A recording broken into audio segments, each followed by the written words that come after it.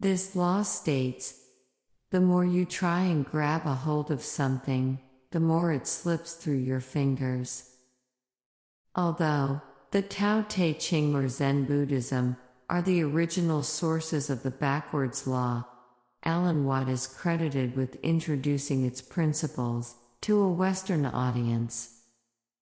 This law applies when we use the energy flow created by our efforts and attention. When we stop trying, we shall succeed.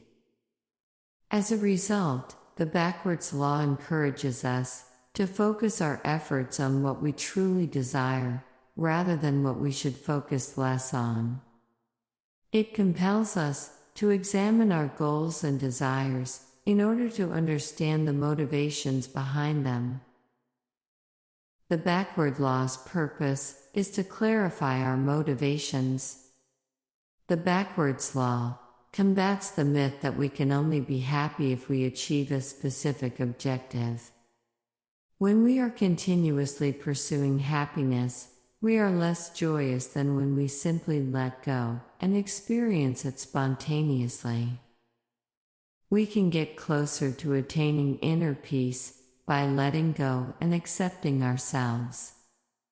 The more you try to be wealthy, regardless of how much money you genuinely have, the worse you will feel.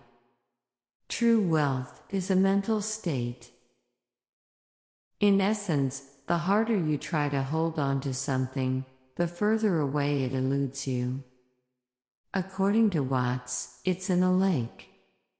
If you relax and lean your head back, you'll float.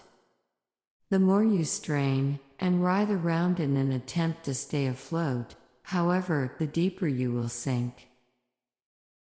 According to the backwards law, the more we pursue something, the more we end up getting what we really don't want, and the more unhappy we become. Or, to put it another way, our chances of success decrease as we work harder. On the other hand, when we give up trying, we will achieve our goals. First, being in control. The more we attempt to regulate our emotions and instincts, the more helpless we will feel. Our desire to manage our emotions just makes things worse because our emotional lives are chaotic and frequently beyond of our control. On the other side, we will be better able to manage and analyze our emotions and impulses the more we accept them. Second, freedom. Our continuous search of more freedom, however, limits us in a number of different ways. Therefore, only by restricting ourselves, by deciding on, and committing to specific life goals, we truly use our freedom. Third, happiness. When we attempt to be happy, we become less happy. Accepting disappointment makes us happy. Fourth, love.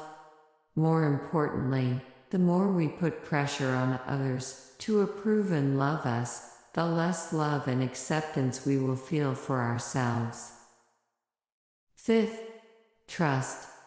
People are less likely to trust us, no matter how hard we try to persuade them. People will trust us more if we put greater faith in them. Sixth, change.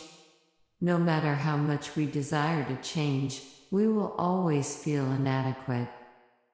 The more we embrace ourselves, the more we will grow and change, because we will be too busy doing beautiful things to notice. Seventh, security. The more stability we try to give ourselves, the more insecure we feel. We can only feel secure if we can cope with uncertainty. Eighth, respect.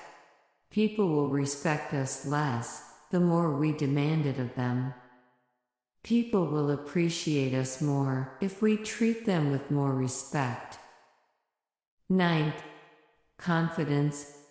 The more we try to feel confident, the more insecurity and anxiety we will generate.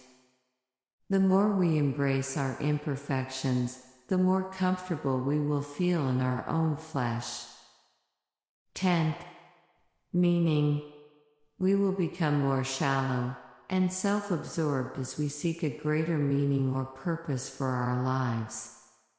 Our impact will grow as we work harder to better the lives of others.